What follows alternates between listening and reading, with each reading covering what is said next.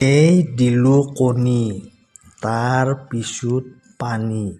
1 চামুচ নিমখ দিলোঁ। নিমখ দি বইল কৰিলে ভিডিঅ' ফাটাফাটি হৈ যাব, কিন্তু কণী নাফাটিব।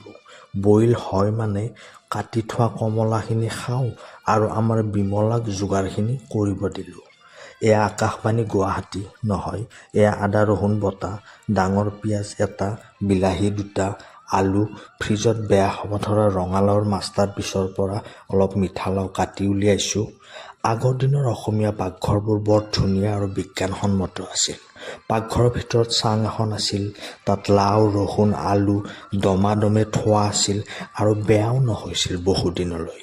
কলগেটে দাঁতৰ সুৰক্ষা দিয়ক বা নিদিয়ক, জুহালৰ ধোঁৱাই চাঙত থকা বস্তুবোৰ ফুল সুৰক্ষা দি আছিল পোক-পৰুৱাৰ পৰা। কণীকেইটা আনবক্সিং কৰি ৰাঙা ডিমে কৰি ভাজি গোটেইখিনি কেৰাহীত দি জোখমতে নিমখ হালধি দি ভাজি ল'লোঁ। নাকত বৰ সুন্দৰ গোন্ধ এটা পালোঁ। এটা কেঁচা ডিমাও ভাঙি দিলোঁ। অলপ লাৰি আলফা বিটা গামা কৰি বনাই দিলোঁ ভাড়াঘৰৰ এলেহুৱা মানুহৰ স্পেচিয়েল খানা, কণীৰ আঞ্জা আৰু ভাত।